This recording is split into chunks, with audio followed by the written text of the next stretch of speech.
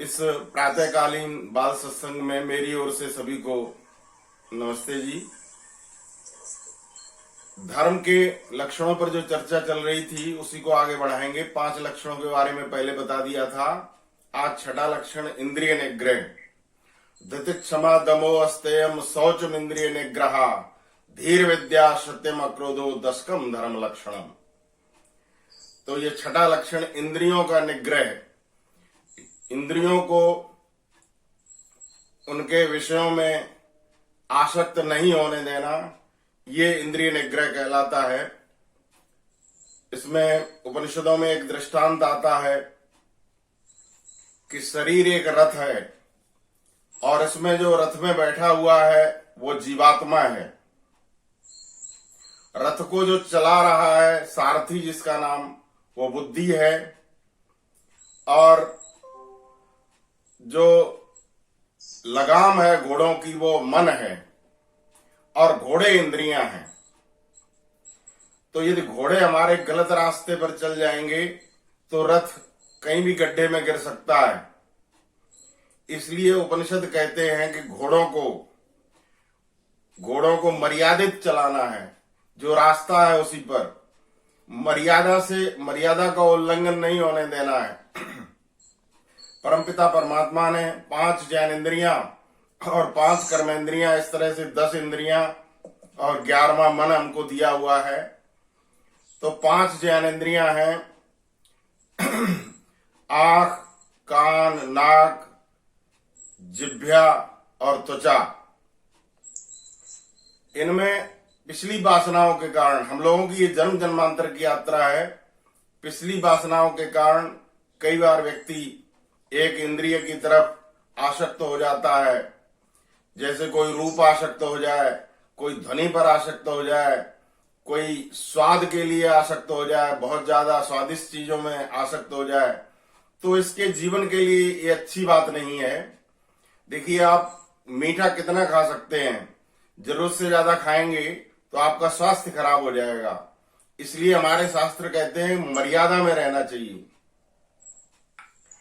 मैथिली शरणगुप्त ने गीता का जो दूसरी अध्याय है जिसमें योगी राज कृष्ण ने स्थिर बुद्धि पुरुष के लक्षण बताए हैं, उसमें उन्होंने इंद्रियों के निग्रह की बात अपने शब्दों में की है, आप सुन सकते हैं।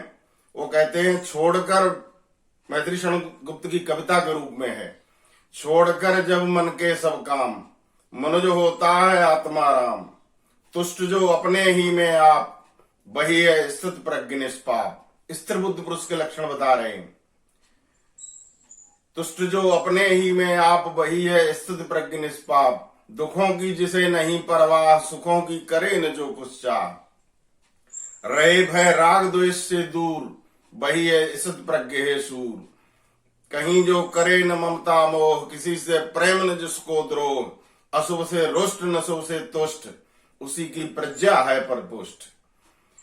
विषय सेवन से विषय आसक्ति। वो कहते हैं इंद्रियों को यदि आप छूट दोगे तो आसक्ति बढ़ जाएगी। वो कहते हैं विषय सेवन से विषय आसक्ति, और से नुकसान क्या होगा वो अगली पंक्तियों में बता रहे हैं। विषय सेवन से विषयासक्ति और बढ़ती है अति अनुरक्ति, इसी से काम से क्रोध प्रकट होता है बिना विरोध, क्रोध से दारुण द्रोह विकास, इसी से होता है स्मृति नाश, जहां स्मृति नाश वही मत भ्रष्ट, हुई मत भ्रष्ट फिर सब नष्ट।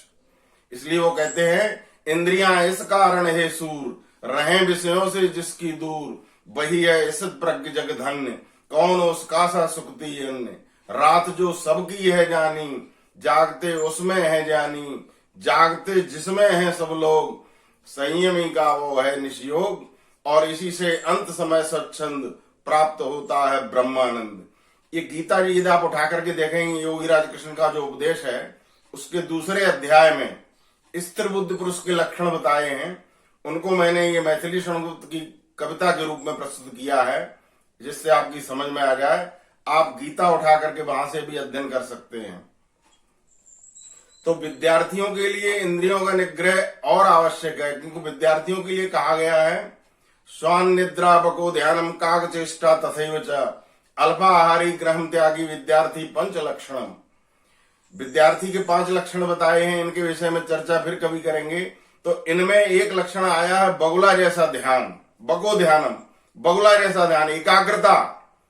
जिस तरह की एकाग्रता के लिए इस कार्यक्रम के अंत में पूजनी माता जी आप सभी को हर रविवार को अभ्यास कराती हैं, वो ध्यान कर मेडिटेशन कराती हैं, वो एकाग्रता के लिए है। वो एकाग्रता आपकी तब तक बनेगी नहीं जब तक इंद्रियों का निग्रह नहीं होगा। आंख देखने के लिए है, न कि आसक्त होने के लिए। इसी तरह से 5 जैन इंद्रियों को आप समझ सकते हैं। उचित मात्रा में किसी वस्तु का सेवन करना, उचित मात्रा में मिष्ठान का भी सेवन करना वो गलत नहीं है, लेकिन वासना के वशीभूत होकर के उसको अधिक मात्रा में लेना वो आपके स्वास्थ्य के लिए और आपकी दिनचर्या के लिए, आपके जीवन के लिए अहितकर है। इसलिए शास्त्र कहते हैं शौचम इंद्रिय निग्रह, हमारा इंद्रियों पर नियंत्रण हो। इंद्रियों पर यदि नियंत्रण नहीं होगा तो व्यक्ति स्वार्थी हो जाता है। स्वार्थी होकर के फिर वो गलत काम भी करता है। इंद्रियों की पुष्टि के लिए वो तरह तरह के उल्टे सीधे काम करता है, रिश्वत भी लेता है, फिर वो धन की शुद्धता भी नहीं रहती। एक छोटी सी कहानी बता करके अपनी बात को विराम देंगे, 2 मिनट की है। हरियाणा में एक महात्मा फूल सिंह जी हुए हैं, जो कि पहले पटवारी थे, लेखपाल थे, और जिस समय वो पटवारी थे बहुत रिश्वत लिया करते थे। बाद में वो आर्य समाज के संपर्क में आए और बहुत बड़े महात्मा बने, महात्मा फूल सिंह कहलाए। एक दिन वो संध्या करने बैठे, तो उनको ध्यान आया कि तुम्हारी ये संध्या बिल्कुल बेकार है, क्योंकि तुमने जीवन भर पटवारी के रूप में जो रिश्वत ली है, तो इस संध्या से क्या लाभ है। आपने अपने को लाभ पहुंचाने के लिए जिंदगी भर रिश्वत ली है, धन को गलत तरीके से एकत्रित किया है इंद्रियों की पुष्टि के लिए, तो आपकी ये संध्या बिल्कुल बेकार है। वो संध्या में से उठ जाते हैं और जाकर के अपनी जमीन बेचते हैं, और जमीन बेच करके जिस व्यक्ति से रिश्वत ली थी उसकी जाकर के ब्याज सहित घर जाकर के लौटा करके आते हैं। इस तरह से वो अपने जीवन की पवित्रता करते हैं। तो इंद्रियां यदि गलत मार्ग पर चलती हैं तो हमको स्वार्थी बना देती हैं, हम स्वार्थपरता की तरफ बढ़ जाते हैं। इसलिए महर्षि मनु कहते हैं कि धर्म का छठा लक्षण जो है वो इंद्रियों का निग्रह है।